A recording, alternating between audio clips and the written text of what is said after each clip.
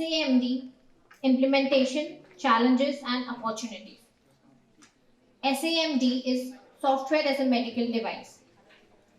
As technology continues to advance in all facets of healthcare, software has become a now important part of all products, integrated widely into digital platforms that serves both medical and non-medical purposes. We are proud and privileged to invite Dr. Harsh Mahajan, sir, to share his opening keynote for this session. Please give a loud round of applause for sir.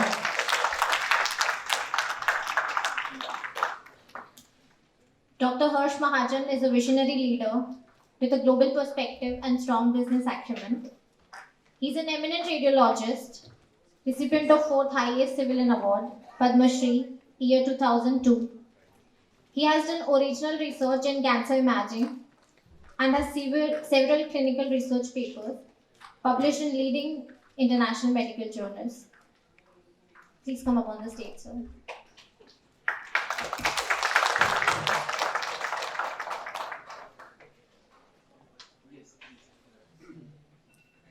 Thank you very much. It's both a pleasure and an honor to be here. Thank you, Tav, for inviting me. And I see a lot of enthusiastic young faces who are the ones who are going to lead the next revolution that we are coming into, which is digital health, led by so many things: telemedicine, telehealth, artificial intelligence, and slide 53. Slide 53. So, one is talking of the opportunities that exist, the limitations, the problems, and what the pandemic has shown us. That even serious patients can be treated at home through a telephone call or a Zoom. These were people who didn't have a hospital bed because the medical system, healthcare system got overwhelmed. There were too many patients, too few beds. And even some patients with oxygen saturation of 70, 75, 80, which at no point of time we as doctors could have ever thought should not be in ICU. They were being treated at home. And many of them made it. So,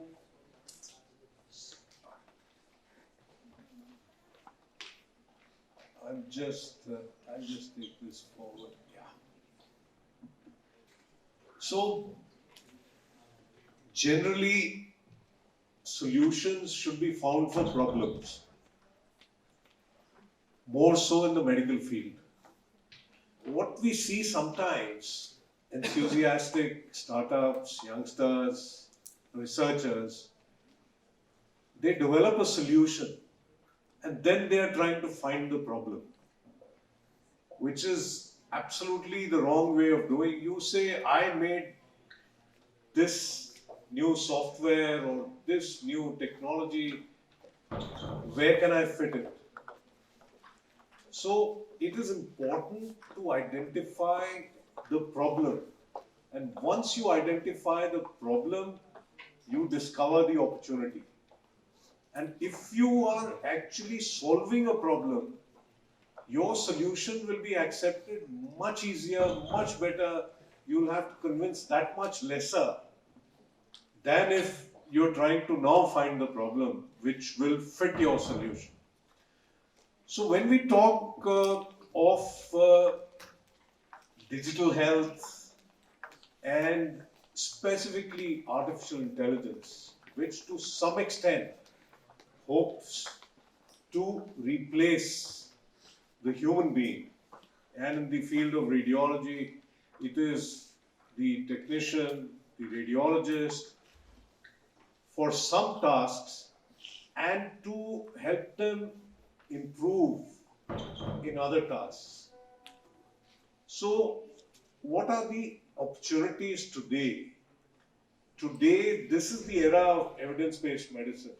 There was a time when we were young, when if we fell sick, we would go to the neighborhood family physician and he would have 3, 4 colored mixtures, We would be given one of those, faith, trust, and that thing would work. What it was, no one asked, no one knew. Only the dispensing, compounder कहते थे उसको. He knew or the doctor knew. Maybe it was a mix of 3, 4 things, but that was where, of course, life expectancy at that time, when we got independence, was 36. Today, life expectancy is 70. So definitely we were not doing something right. And we are improving by leaps and bounds, but still we may be about 10 years behind the more evolved healthcare systems of the world. So because this is an era of evidence-based medicine, everyone wants to know, doc, tell me what is my problem? Only then you treat it. Many times patients go to doctors with reports. कि ये तो मैंने करा लिया है, अब बताइए क्या treatment है. And so because of this, there is actually, especially in radiology and lab medicine, there has been an exponential increase in number of scans. It's really galloping up at this rate. One, because the patient wants it. Two, because the teaching has changed. We would try, and as Tav also, he's not so old, but still, he belongs to a time when we would, touch the patient and believe that we were trying to make a diagnosis. Today, when someone touches your abdomen, he knows कि ultrasound तो कराना ही है. Or when they are, auscultating the heart, they know that we'll get an echo done even if there is a slightest indication. And so what has happened? The training system has changed. Because of which, number of tests are going up. We may like it, not like it, but the new doctors cannot do without these tests. It's become a part and parcel. It may not be the ideal situation, but this is how it happened in the West. This is what is happening here. Because of this, and especially again in radiology, where still the radiologist matters. He's the one who reads the scans. He's the one who does the ultrasound. There is a tremendous shortage of trained radiologists and technicians. And even if we keep increasing the number of seats that are present today in this country for radiology, it would still take maybe 20, 25 years before we are able to reach numbers which may be necessary. And this is not something that is unique to India. It is a global phenomenon. There is a shortage because everywhere the number of scans are going up. Then, in the developing parts of the world, affordability issues are there. Even though India is the cheapest healthcare destination in the world, and I would say cheapest quality healthcare destination in the world, where when we compare to our Western counterparts, we may be 1/10, 1/15 of what they charge, while using the same equipment, the same skill sets, the same expertise. We charge this, but even this for our population is not affordable. There's very little healthcare insurance that is there. Of course, I just heard that Dr. Agarwal spoke about Ayushman Bharat, and that may be a step in the right direction. But then with Ayushman Bharat, there are viability issues. That's why if you see, most good quality hospitals haven't adopted it.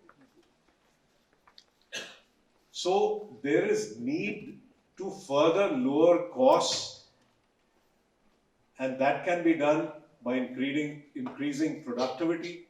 The same radiologist, the same doctor, instead of reporting 20 scans, is able to report 50 or 100. Also, there is a lot of non-uniform level of skill and expertise between the metros, between the tier 2, tier 3, and in the rural areas. Things are hardly there as far as tertiary care goes. Even secondary is lacking in many areas. So we need to improve the quality of reports, at least bring them to an average level. It should not be that in the best centers you're equal to the best in the world, and then you have a quality which is just unacceptable. So there is need to improve quality of reports by better lesion detection, better characterization. Is this cancer? Is this pneumonia? Or something else? And so there is this need again, because the scans being done are much more and the manpower available is much lesser. Also, as the number of scans, the tests, the types of tests, the multiple newer areas of medicine that are opening up, as they increase, there is too much of data.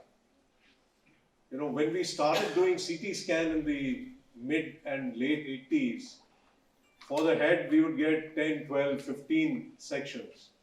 Today, in the head itself it would be 500 in one plane.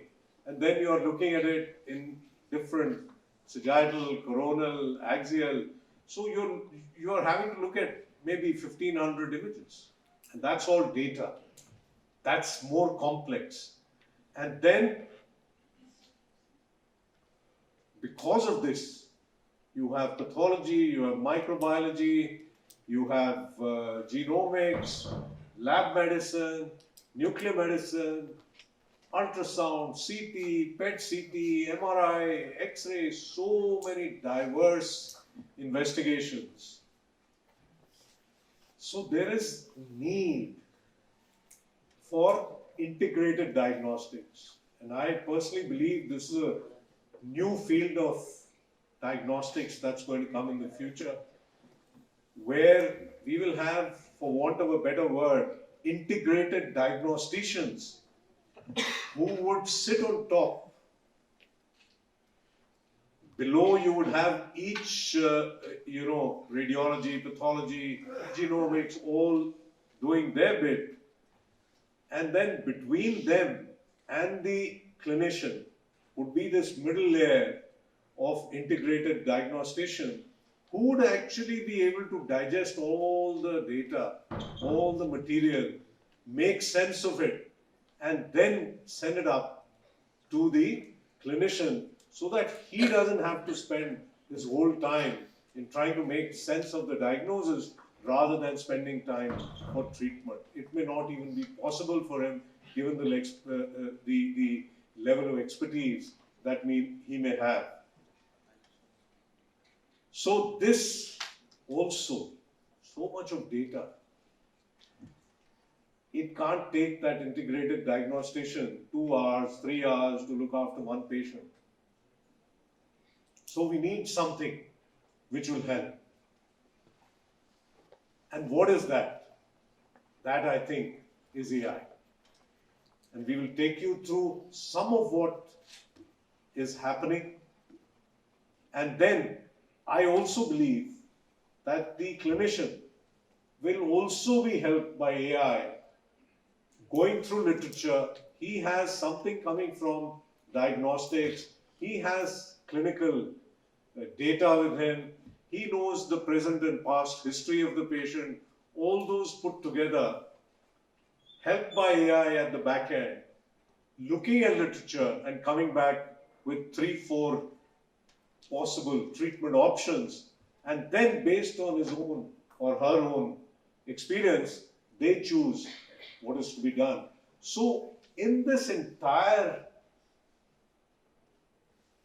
let me say, continuum, there has to be a backbone which is able to make sense of data, take it up every step, so that ultimately we are able to improve productivity, we are able to handle the amount of data and the amount of scans that are there, and also do it in a much more accurate, much more precise manner, because ultimately the entire ecosystem exists for the patient and for his benefit. And this is where this will lead to precision medicine.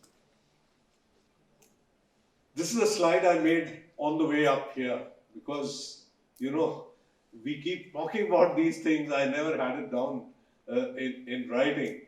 Now,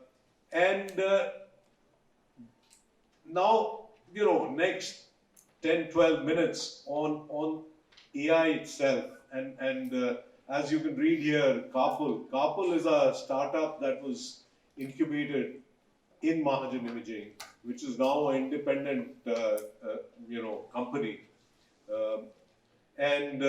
They have actually developed, as we'll see, a platform which again sits as the middle layer between the AI developers, those who make those algorithms, and those who have to use them. So, in a way, taking from the bench to the clinic. Now, there are three main components of AI that one needs to be aware of: development, validation, and deployment. Without this, AI cannot be used. Now, when we talk of development, for that, the basic need is data. And access to strong, reliable data is the key to development of working AI systems. Now, here again, even though so many algorithms are being developed, so many claims being made, I'm 98% accurate, I'm 99, I'm 95, yet we are still not clear on certain things. Do we need millions of scans with software extracted tags to be able to make a good algorithm? Or would thousands of scans, which have very good ground truths, by super specialists, say for chest x-ray, by chest radiologists, would that be sufficient? And both of these are being used. We used to believe that we'll require millions. In fact, many companies got huge amount of funding based on their claim that we have 20 million patients' data with us and they got valued, and the algorithm didn't work out. So there is much more to it. As they say, it's oft repeated term, garbage in, garbage out. So ground truth has to be very strong. And then what is the proof of ground truth?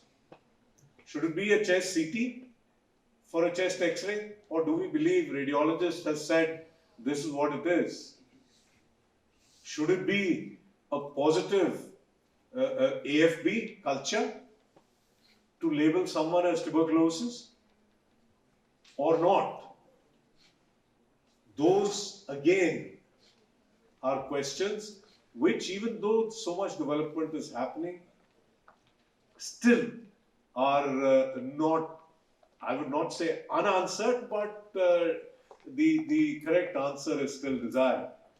Or it should be histopathology for lung nodules.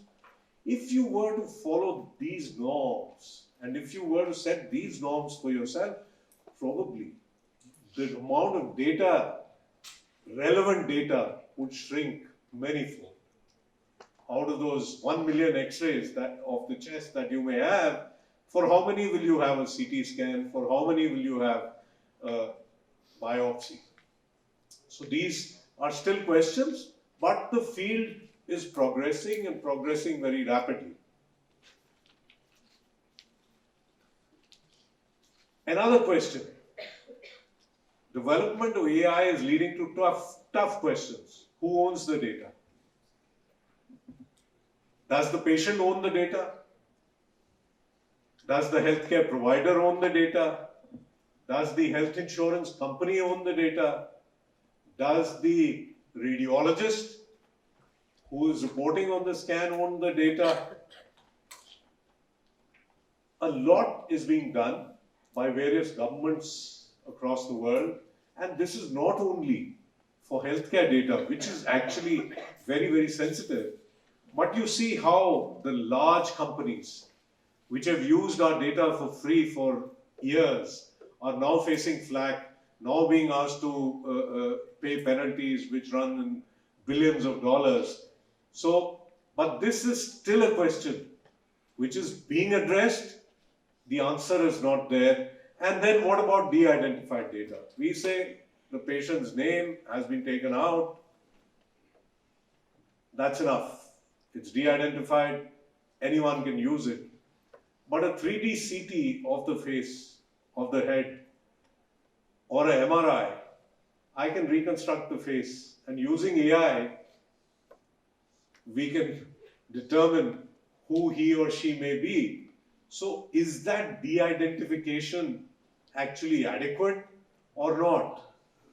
Should the name of the hospital also be there? Should they be able to know which geographical region they come from? So these are all questions which will be answered, I think, in the next coming months and years, because these questions are being asked. Now, validation, and that's the crux. You make an AI algorithm in IIIT and you say it's 98, 99% accurate. I use it in my clinic and I say it's failing half the time. So validation and pre-deployment testing, these are two different words. When we talk to computer scientists, validation for them is actually when they get data, suppose they got 100,000 scans, they split it into two halves. 50,000 for development of AI, 50,000 for validation. That is in-house validation. Validation on the same data on which the AI algorithm has been built. Generally, the algorithms tend to work very well on this data. However, the same data when you take out into the clinic, that is called testing. And we talk of pre-deployment testing. And this is one of our papers, I think from 2 or 3 years ago, where we coined this term, algorithmic audit. No one had named this term. So this is an Indian term, if I may say that. And how do we validate radiology AI? And from there we came to the next step, which is testing, pre-deployment testing. So that is different from validation. You validated your algorithm in your own lab and said it works well on my data, and then you have to take it out, test it on outside data,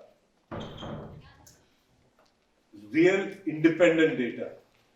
So what data was the algorithm developed on? And remember, data needs to be very, very heterogeneous.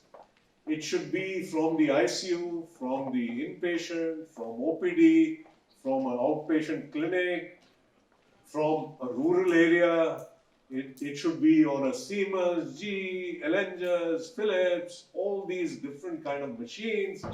More heterogeneous the data, more chance of it succeeding and being better in the outside world.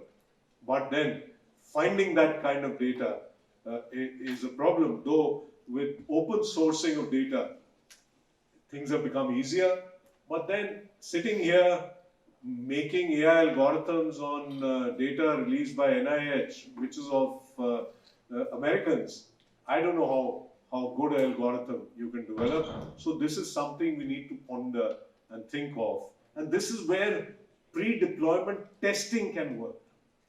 Because you test it, and then Carpal, our platform, has also developed fine-tuning we can actually fine-tune the algorithm, because many of you who work in this field will know that it's all thresholds and probability which determines yes or no about any abnormality on an AI algorithm. And so you can tweak that. You want 100% sensitivity. You don't care about specificity. You want, speaking about a chest X-ray, you want to differentiate normal from abnormal. So you say, I want no abnormal to go as normal. So high sensitivity, I don't mind even if 5-7% of normals are labeled abnormal, because a radiologist is going to see those abnormals. So that is something also which has been built in. Now, strong validation of algorithms is critical for their clinical use, there is no doubt. And this is a validation platform where the reds are the true positives, where the radiologist and the AI algorithm said the scan is abnormal, and the blues here are true negatives, where both agreed that it's normal, and you can see some yellows in between. These yellows are where the radiologist and the AI algorithm actually differed. And these are the ones that we need to look at. And this is a very simple way, even a radiologist doesn't require a computer specialist or a data analyst to do this. Thorough validation can be done retrospectively or prospectively.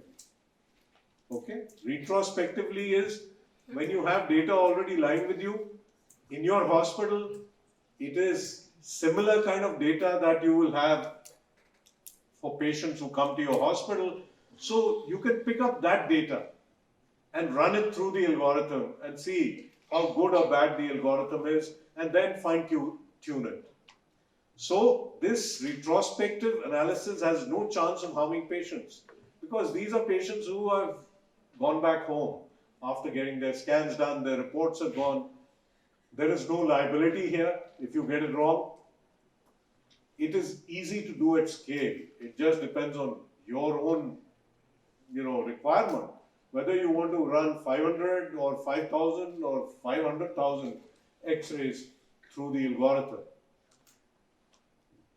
But one disadvantage is it is hard to check clinical implications of a certain tool.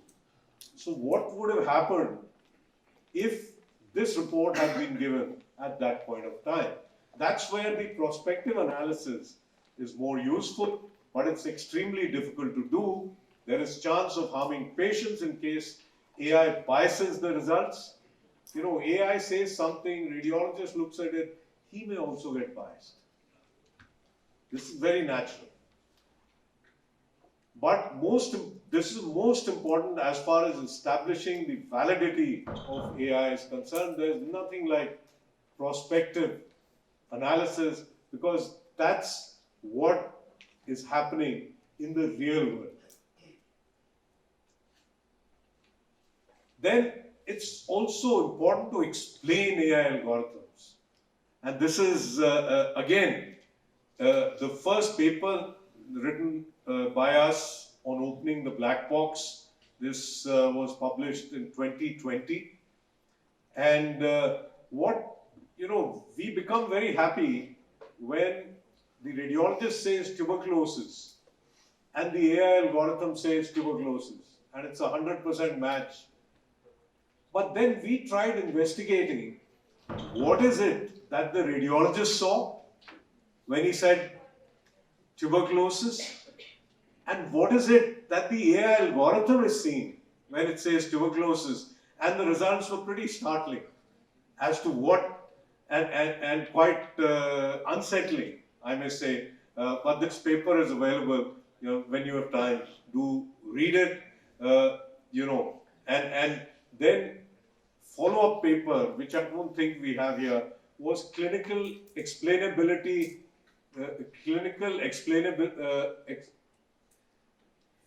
explainability failure, clinical explainability failure, on which again we wrote a paper as a follow-up to this. So it's important to explain AI algorithms, and you know, these are some facets of it. Did the radiologist and the AI see the same thing when making a diagnosis? Then this was a paper we wrote. This was, I think, the American Journal of Röntgenology. You know, this was concepts in US FDA regulation of artificial intelligence for medical imaging. What is it that vendors need to do, that startups need to do to accelerate the process of adoption of getting AI cleared through US FDA? And still, the you know, thing is open, because we believe that an AI algorithm with use may become better, but may also go down. So it just may happen that you may need to go at every certain interval, whether it's 1 year, 2 years, back to US FDA with the results so that you get revalidated. We still don't know whether it's there or not, but the US FDA has been very, very good in supporting AI, and it's not unusual to get US FDA clearance in 3 to 4 months for an AI algorithm. They've been very supportive. Then most important thing, if adoption is going to happen, is that there should be seamless integration into the radiologist's workflow. I'm used to reporting with 2 monitors in front of me. I have a PACS which belongs to a certain vendor. Do what you may. Incentivize me as you may. I'm not going to change the way I report. Initially what happened, and it still is the case, every AI developer having 1 algorithm, 2 algorithms, would go to a facility and say, here, he would take his own dabba and his own monitor, and that was how it was supposed to be deployed. But 4 years ago, we realized this is not the way it's going to happen. And so on Carpal today, we have over 70 AI algorithms from around the world, and it integrates seamlessly into any existing PACS or radiology information system that there may be working in a healthcare system. And there is a universal viewer which opens within that PACS. So nothing changes. So this is also very important to realize, that acceptability, as it is, radiologists are scared our jobs are going to get taken away. So they would think of every excuse not to actually get involved with it. But I don't think AI will substitute doctors anytime soon. But definitely, it will do some machine-like human functions in the next few years. I believe that's going to be 1 to 3 years. My slide used to say 5 to 10 years, but I think it's going to be 1 to 3 years. It'll auto-measure everything. It'll flag studies with critical findings so that those scans are read first, the kind of triaging. It will identify normal scans, be it chest X-ray, head CT, head MRI, mammograms, and auto-pull relevant data from EHR systems once you tell it to. And what is the future for young doctors and physicians? Of course, for the data scientists, it's a fantastic future. AI will work as a radiologist's assistant, improving productivity and quality. That is a given. You can do QA. Dr. Agarwal talked about second opinion. So a second read of 10% of all scans done every day, and you can know which radiologist is the best and which one is not doing a good enough job. So this will work as a great QA tool. It will replace radiologists for certain areas of reporting. Normal, abnormal, this, that. It's going to, things have gone way beyond, but this, you know, I'm a radiologist. I have to keep radiologists on my side. So I don't tell them you'll be replaced, but I personally feel radiologists will evolve to be integrated diagnosticians. So nothing. When banks got computers, everyone said up to Naukri gayi. But they had to hire more and more and more because overall the pie becomes bigger. Then it will help clinicians read scans. A chest physician will be helped with AI report to read the scan. Similarly, a neurologist for a head CT or a head MRI. And this is where I think maximum turf battles will happen with radiologists. It will help in reading scans in underdeveloped parts of the world with limited number of radiologists. That is again a given. Right now, they go unread. Even in large hospitals, especially government hospitals in our country, the x-rays are not read. It's only when the clinician will see and it'll go. It's only when they have some question will they come to the radiology department and ask. In some of the best institutions, x-rays are not read because radiologists don't have time to read them. It will also impact teleradiology providers and possibly lead to improvement in turnaround times, improve productivity, accuracy, quality of the reports, and at the same time lower costs. So that's the opportunity. So you are actually providing a solution to a problem that exists. Of course, we talked about questions about liability of AI-generated reports. Ultimately, I think it will be the radiologist who signs who will be held liable. But that's, another piece to the whole problem. But one thing is for sure, it will definitely improve turnaround times and reduce healthcare costs. That, I think, is something that is given. So in the end, I leave you with these two very profound statements made by Jack Welch, the legendary CEO and chairman of GE, not just GE Healthcare alone, GE. There are many books that he's written. He said, change before you have to. So we should adopt, we should adapt before we are forced to. And control your own destiny, or someone else will.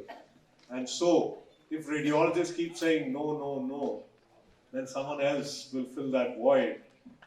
And again, another statement I'm fond of making is that radiologists will not be replaced by AI, but radiologists with AI will replace radiologists without AI. Thank you very much for inviting me. Thank you so much, sir, for bringing us back to the era where this was all a dream and for enlightening us how far we have come. It's a kind request if you can join. Thank you so much. I would request moderators and panelists for this session to come up on the stage. The moderator for this session is Mr. Sachin Gaur, Director, Operations, InnovatioCuris. Panelist, Dr. Tavpritesh Sethi, Associate Professor, IIIT Delhi. Dr. Rakesh Lodha, Professor, Department of Pediatrics. And a virtual panelist, Dr. AI. I would like you all to give a loud round of applause for our panelists. And this is going to be a very unique session because we have a virtual Dr. AI. So this is going to be a very unique session. So please attend this. Are we all geared up for the last session of the day? And a very unique session of the day. Cheer up, guys, come on. Software as a medical device.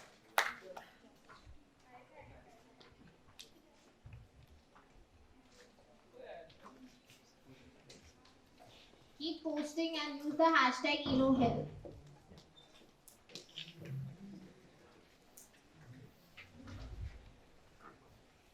Over to you, sir. Thank you. I think it's a very tough one to come after experience squeezed into, minutes, and you could have doing. But just to set the context for this panel, I think 2 days back in the EU, AI Act, so would request or would make it mandatory from a regulatory perspective for all the high-risk applications to be certified. And as you hinted at IIIT or any other researchers, mostly AI researchers self-report how the algorithm is performing. And you use the word testing, for example. And I think it is very difficult to measure many of the things. And Dr. Sujoy, in his presentation, referred to a framework, EASE. So I asked the chat GPT if the chat GPT has to prioritize ethics, adoption, suitability, and what was explainability. I don't know, maybe this could be the first one to all of you. What is your opinion? That what would you prioritize when you're building AI? Ethics, adoption, suitability, or explainability? So we can start from you, sir. I think first is suitability. Is the AI even required to solve a certain problem? And ethics, I think, stays at the top. You know, there's no argument. It'll be there on every slide for everything that you do, that you're doing it ethically, you're not crossing any boundaries. So ethics remains, but suitability would be next, because explainability comes much later. And for the other panelists, I would also request, before you answer this, maybe also make a short intro about yourself.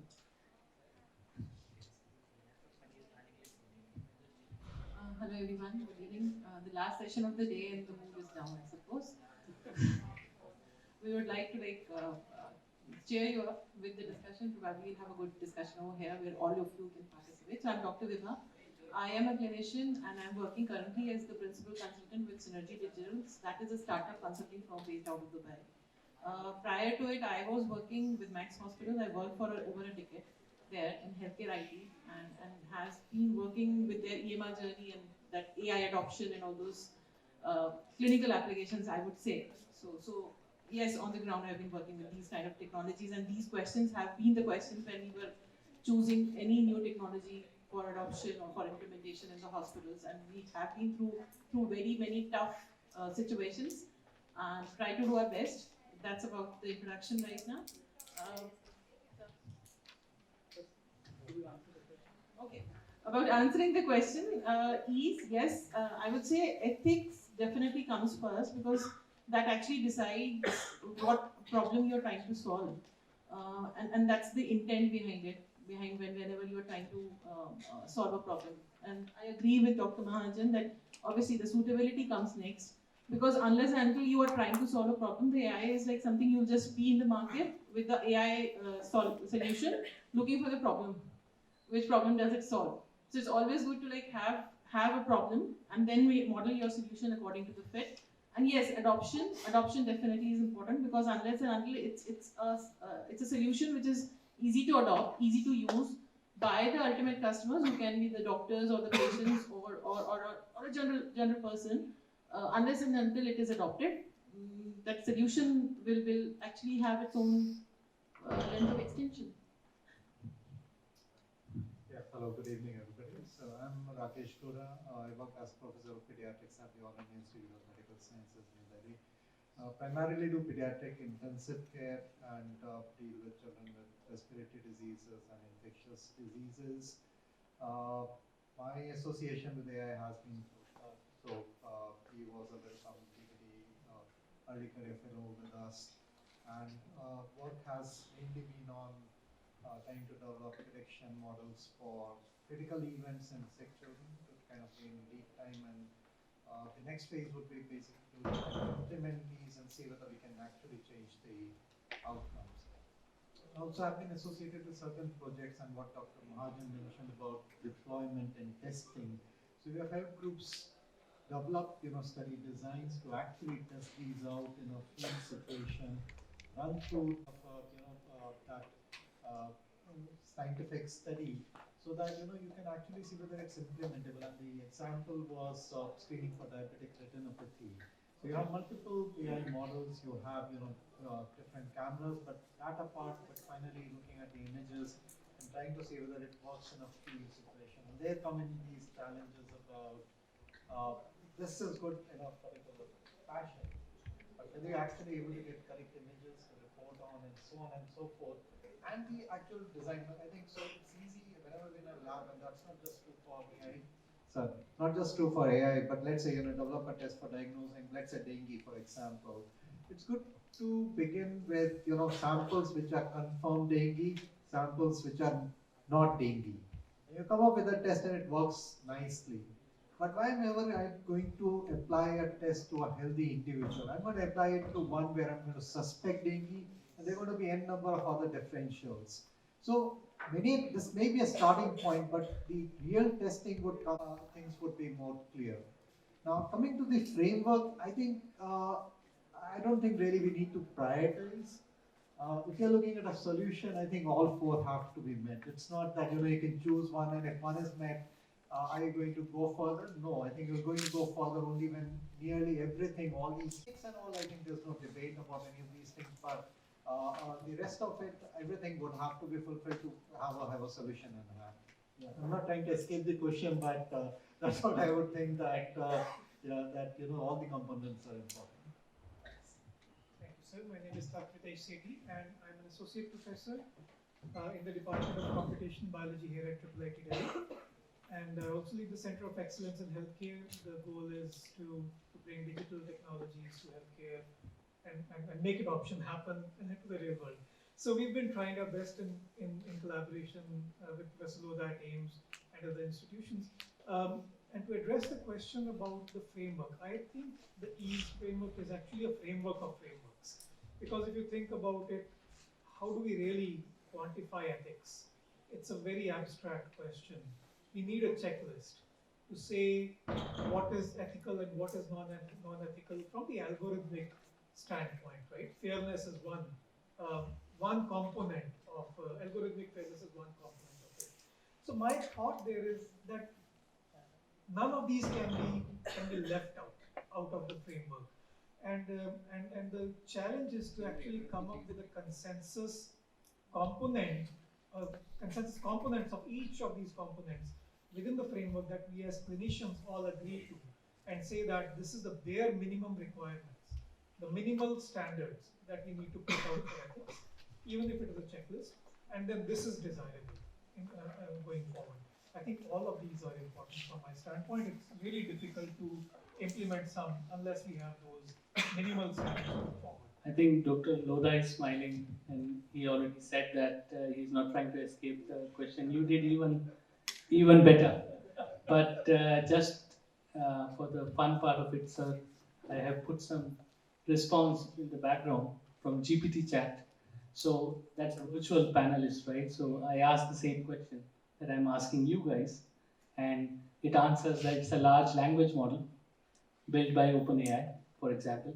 So I'm sure that the people in front could see it. So I'm going to run the same questions if you are with me in that regard. So just for some fun part of it. So you said either. Yes, sir. And that's the good part. But I should also reveal the answer. When I was listening to Dr. Sujoyka, I immediately opened my laptop, and because this I'm not doing live. So this I made slides from yesterday. But when I asked GPT chat, what would you prioritize? So it said it would prioritize ethics, suitability, and explainability.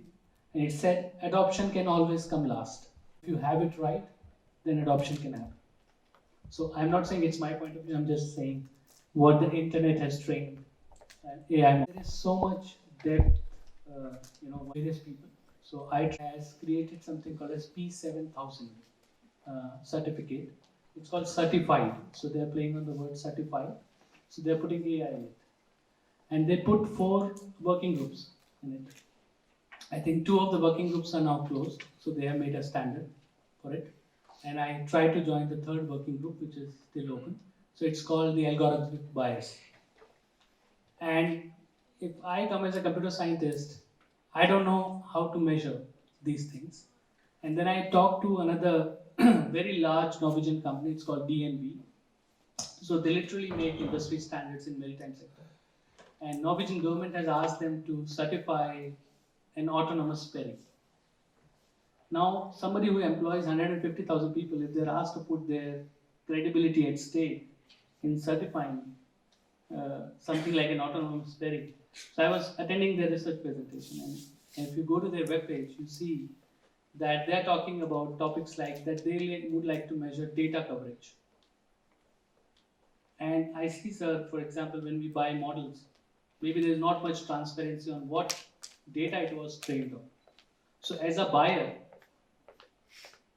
I don't know, and I'm sure especially Dr. Vibha here and others working in the hospital setting, when somebody comes to you with AI, do they disclose to you what it is trained upon? Do you have a full understanding of it, or do you want, or is that a challenge for you? So maybe we can start again with Dr. Vibha. You're putting me always at a person to answer a difficult question. Yes, it is actually a challenge. So whenever, and I'm talking on the other side of it because I'm not the one who is developing an AI algorithm. I'm the one actually who is intending to use it in the hospital setting. Whenever a vendor comes to us, it's like, have you trained them? I mean, what model you are talking about, and what is that sample size you've trained your model on? That's the first question. And sometimes the answer comes very nicely, sometimes it is not, but most of the times it is not. It's like, we are in the process of doing it. We want to test it.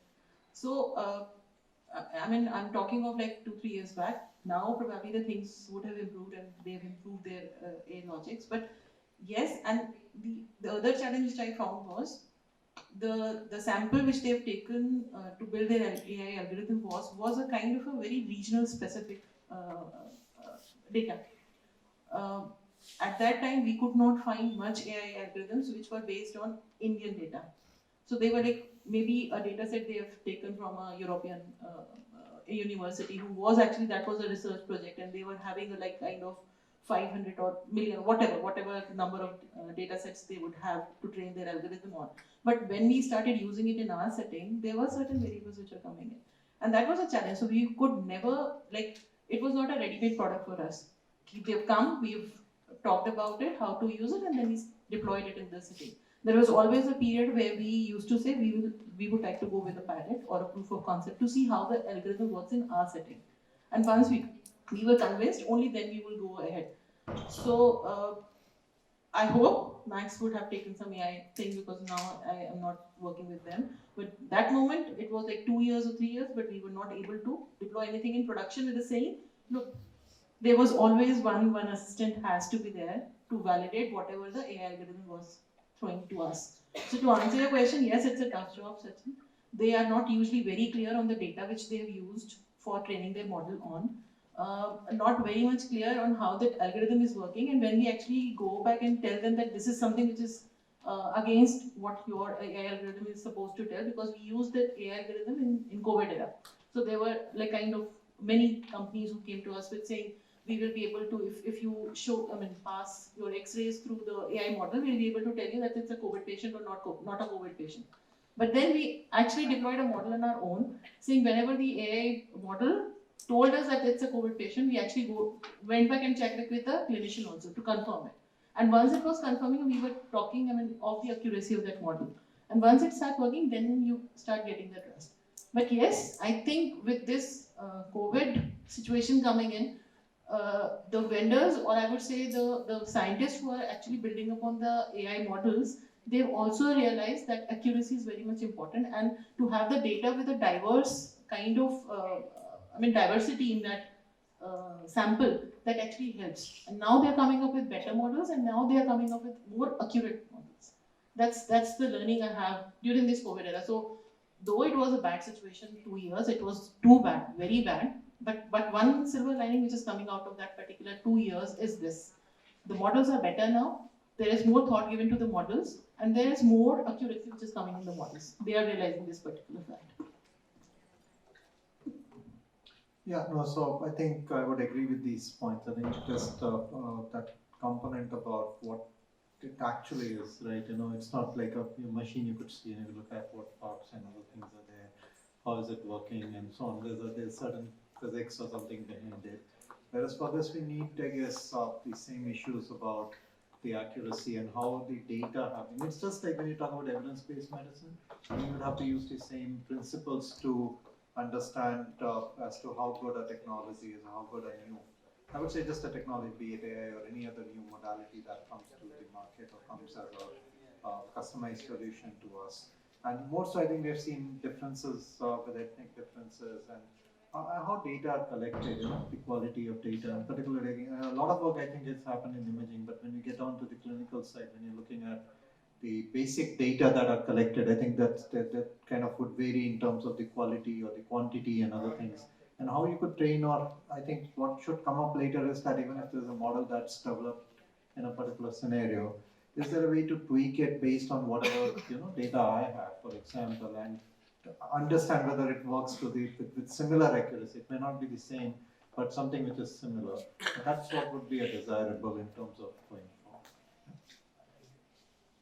So I think we are getting more towards a point where more and more takers of the model are asking, because of the education has happened. Now we are more aware. Even the FDA asks, show us the data on which this was trained, show us whether there were any inequities in the training data sets and so on. So I think it's very early days for AI in healthcare, very, very early days. And we are getting to the point where we are understanding what kind of things can go wrong. So from my standpoint, I do understand that that question should be asked. Since we develop models, so we don't really get vendors selling us the models. But I think clinicians and hospitals are asking those kinds, should ask those questions more often, especially when we are talking about models that are validated, certified, or moving towards certification. Thank you. Just a quick technical remark. I think Google came up with this model cards concept, which is to be adopted by developers to report the metadata. But sir, you must be seeing a lot of these companies coming to you, startups, for validation. And when they come to you, are they transparent about these? See, expecting a commercial entity to be transparent about its data, I think is asking for too much. They will always answer what you want to hear. Having said that, even the thought that you can buy off the shelf and use, I think it's an absolutely wrong premise. It's not going to happen like that. Just as you get when you install an MRI or a CT scan, after installation they do fine tweaking of various parameters. It is 6-8 days of doing that. Only after that you put a patient in. That is exactly what is necessary for AI. I said this 4 years ago at the Radiology Society of North America meeting in Chicago, the RSNA, and this is the only way that adoption is going to happen. There has to be pre-deployment testing. And then, frankly, if you ask me, it is good to ask the question, how many scans did you train it on? Was it diverse data? Was there Indian data or not? But ultimately, whatever he may say, the proof of the pudding lies in the eating. So it is when you run your own scans through it, and which is the concept that we are propagating, pre-deployment testing on your own data. You know, in All India Institute, the data may get you 95% accuracy, and you go to Subject Hospital, across the road, it may be 60%. So it has to be done in every individual institution till such time that so much diversity has gone into the algorithm that it has changed for the better, though it may also change for the worse. We don't know how that will happen. So the concept has to be of pre-deployment testing, and as Dr. Lodha said, Kapil has the ability to tweak the algorithm, to fine-tune the algorithm to your needs. And you may decide that it's still not good enough and not use it. After all, there are about nearly 300 AI algorithms that today have US FDA, and the majority of them are chest X-ray algorithms. So A may suit you, B may not suit you. Also, A may suit you for OPD X-rays, it may not suit you for ICU X-rays. It may not have been trained on that data. Hence, pre-deployment testing, tweaking to suit your needs, and then an ongoing monitoring process, because these algorithms will change. That is also very, very important, and that's why you cannot just depend on 1, 2, or 3 algorithms. That's why we thought of this open-ended platform where any and every algorithm can be housed. You can test what you want, you can deploy what you want, you can monitor it, and you can change. And you pay only, even though all these are there on your system and they run in your packs, you pay only for whatever time you've used any algorithm. If you don't use 50 out of 70, you don't pay anything for them. So I think that is the way adoption is going to happen. And it's important to ask the right questions. You will not get honest answers. That I can tell you. So, sir, I think as a just to ask on that as well. So, is it also then in the interest of commercial entities, because it's a huge risk that unexpected failures may happen, to really think about these questions at least, and then basically think about those. Yeah. That's very true, and let me tell you, they are thinking about it. Carpool today is deployed in academic institutions. It's there at Harvard, it's there at Stanford, Thomas Jefferson, Emory, Yale. But now adoption at commercial level is starting. Radiology Partners is the largest radiology group of the US, of the world. They have 3,500 radiologists in that group. And like someone said, a pilot has to be done first. And it's only then that so Carpool is the pilot in Radiology Partners is happening.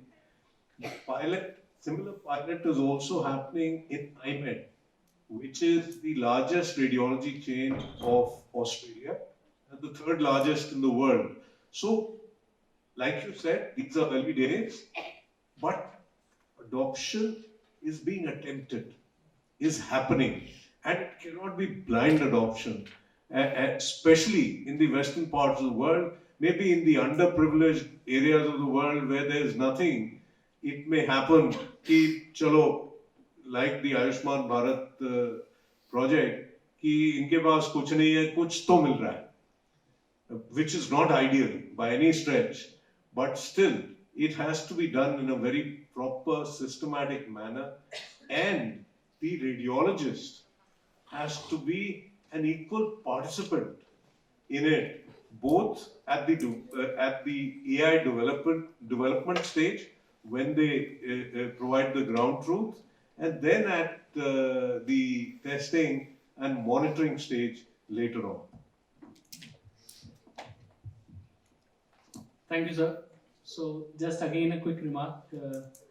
I was listening to a presentation in Norway, and a PhD student, she was studying health system, and her study was on procurement of AI. And one of the hospital was incentivized by the Norwegian state that you will get the money to buy AI. After many years, they decided that they will not buy any AI application because they were not convinced. And they ended up buying an AI platform because they thought if they have a platform, then they can integrate many more applications. At least this is what I understood from the European perspective, because they are very much hell-bent on trustworthy AI. And but I think the clock is running, and we could keep this discussion running. But I want to ask her one question to all of you, and maybe a very short response, because there are many young people who are coming here from health sector background, not necessarily coming with a AI background. And I think there is a bit of insecurity when it comes to career options in future. And I think you probably hire many such people in Carpal. And I think the new job roles are being created. So, sir, if all of you could throw, like small hope where it is, in this, what do you say, uh, difficult path out there. See, I think AI is not going to replace anyone. No one is going to lose their jobs. Only the jobs will get modified. They will be restructured. You will learn certain newer skills and be able to probably do your task much better. Definitely, managerial skills are not going to be taken over by AI. Financial transactions that happen, those things will not be taken over, and where physical presence is necessary. So I don't think there's any reason for healthcare workers to feel threatened by any way, in any way. And also, if you see the projections for healthcare industry are tremendous. I mean, in this country and globally, it's something that's going to keep going up and up and up for at least 2-3 decades. So I think things will only improve for healthcare workers, not otherwise. Over to you.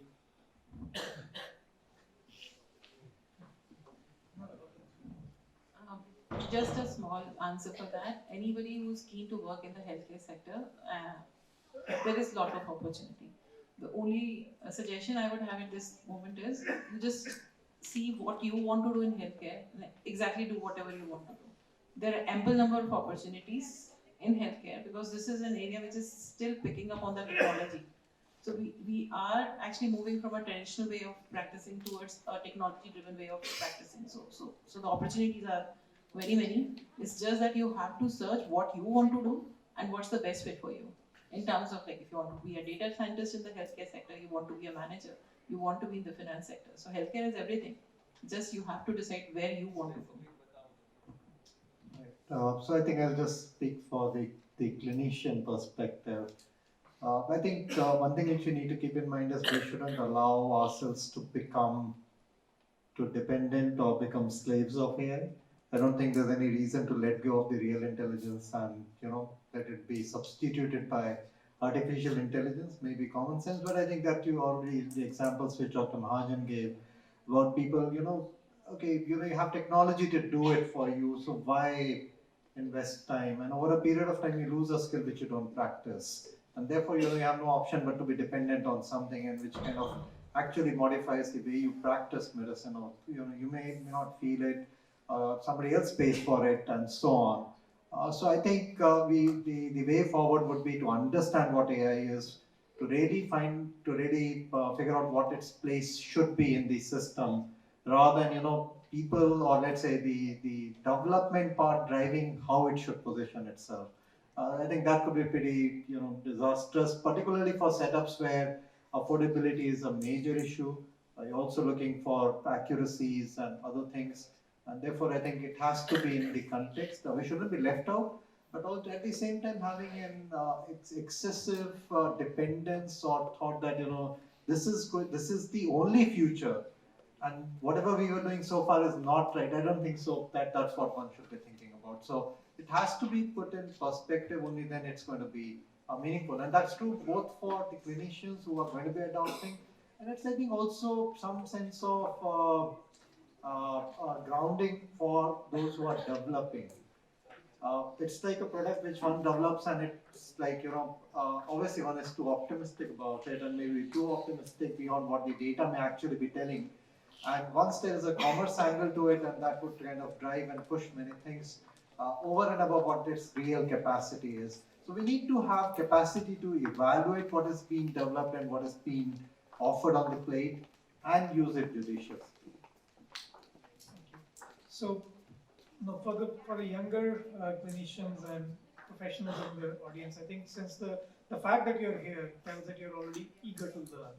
So I think that the only suggestion that I have is be a part of this process of building AI, not just users of AI. And I'm very optimistic because the time I graduated from MBBS, there were very few people who would actually be keen or be even interested, not only AI, but even with data. Now I see a lot more interest in graduates.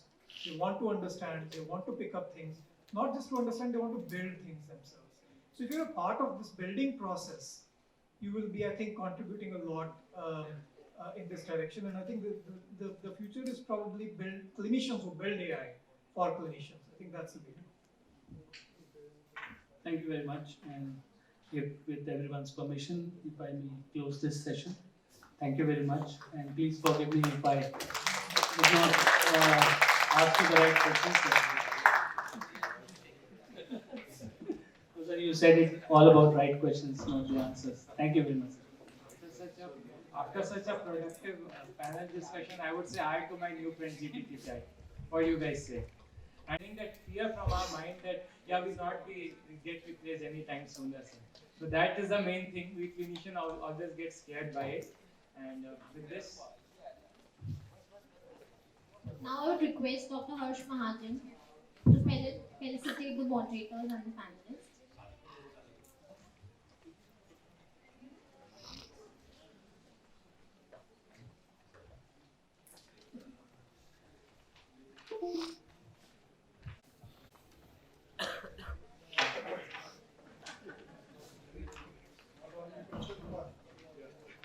Dr. Vibha Jain, Principal Consultant, Synergy Digitals.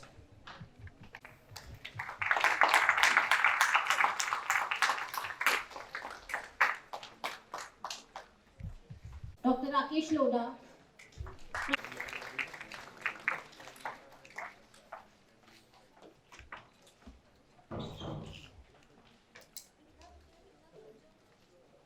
Dr. Tavpritesh Sethi, Associate Professor, IIIT Delhi.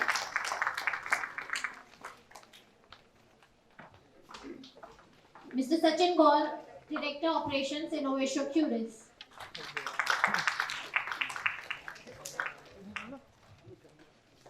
I would now request Dr. V.K. Singh to come upon the stage to felicitate Dr. Harsh Mahajan.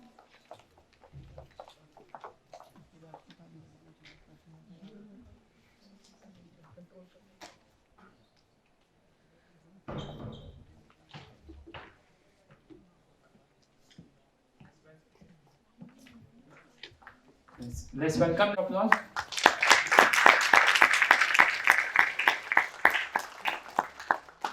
Thank you so much, Dr. Harsh, for enlightening us with your vision.